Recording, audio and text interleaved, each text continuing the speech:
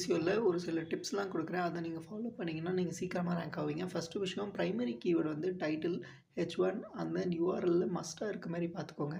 Second thing என்ன அப்படின்னு பார்த்தீங்கன்னா, செகண்டரி கீவேர்ட்ஸ்ல வந்து செகண்டரி கீவேர்ட் வந்து H2ஸ்ல இருக்கிற மாரி பார்த்துக்கோங்க. ஏதோ ஒரு 2 H2ஸ்ல உங்களோட செகண்டரி கீவேர்ட்ஸ் வச்சுக்கோங்க. ஸோ தட் இதுதான் வந்து கரெக்ட்டான மெயின்டெனன்ஸ். அண்ட் தென் உங்களோட பிரைமரி கீவேர்ட் வந்து இமேஜ் ஆல் டெக்ஸ்ட்லயும் வச்சுக்கோங்க. நெறைய இமேஜஸ் இருந்துச்சு அப்டின்னா வந்து ஃபர்ஸ்ட்டு உங்க பேஜ்ல என்ன இமேஜ் இருக்கோ அதுக்கு வந்து ஆல் டெக்ஸ்ட்டா வச்சு விட்ருங்க. அ அதுக்கப்புறம் தேர்ட் திங் என்னன்னா, எல்லா பேஜஸ்லயும் FAQ வைங்க. FAQ வச்சுட்டு FAQ ஸ்கீமாஸ் வந்து ஆட் பண்ணுங்க. அதுக்கப்புறம் வந்து LSI கீவேர்ட்ஸ் வந்து கண்டிப்பா யுட்டிலைஸ் பண்ணுங்க. LSI கீவேர்ட்ஸ் வந்து யாருமே யூஸ் பண்றது கிடையாது. சப்போஸ் உங்களுக்கு LSI கீவேர்ட்ஸ் தெரியல அப்டின்னா வந்து ChatGPTல போயிட்டு, இது என்னோட பிரைமரி கீவேர்ட். இதுக்கு என்னென்ன LSI கீவேர்ட்ஸ் குடுத்தா கரெக்ட்டா இருக்கும் அப்டின்னு சொல்லி கேட்டீங்கன்னா, அதுவே குடுக்கும். ஸோ இதெல்லாம் ஃபாலோ பண்ணீங்க அப்டின்னா, வித்தின் 4 மந்த்ஸ்ல நீங்க வந்து ஆன் பேஜஸ்ல உங்க வெப்சைட்ல செமையா ரேங்க் ஆகலாம்.